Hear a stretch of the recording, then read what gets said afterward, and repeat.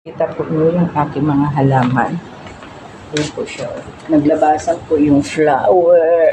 Yan po. Ayan. Yan po. Naglabasan po yung mga flower po ng aking halaman. Ano ba makapakita ito? Yan po siya. Yung aking mga halaman. Yan. May flower na po naman na lumabas. So, ito po yung himala ko pong halaman na tatlo po siyang klase. Ay, dalawa po sa isang puno. At linagyan ko na rin po siya ng jade plant. Ayan.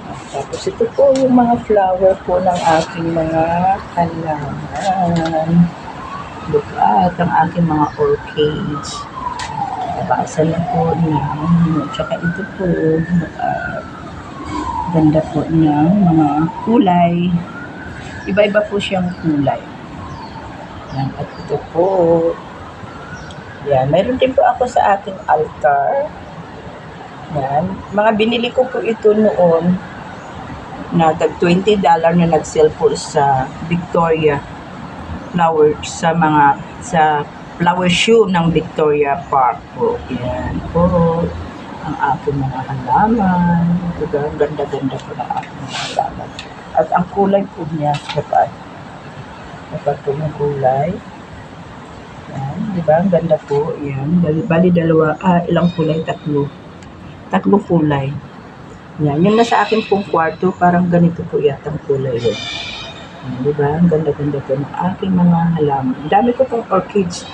Yan, pag nag-flower po yan, ay maganda po yan. Akala ko kasi yung mga nagtatapon po ay minsan po kinukuha ko kasi tumutubo po siya tulad nito. Diba? May flower pang mga darating. Yan, dami po. Yan. Yan po. Ito, mga napulot ko po ito. Yan, mga kinuha ko po yan. Someday po ay magkakaano din po yan. Magkakaroon din po yan ng flowers. Yan, di ba? Ang ganda po at ang ganda po ng mga dahon. So, abangan po natin kapag yung may mga flowers yan. Tulad po ng nandoon. Yan, tulad po yan ng mga aking halaman doon. Yan. Yan po, saka mga yan. Kaya ang ganda po talaga ng aking mga halaman. So, nandito po ako sa Yato.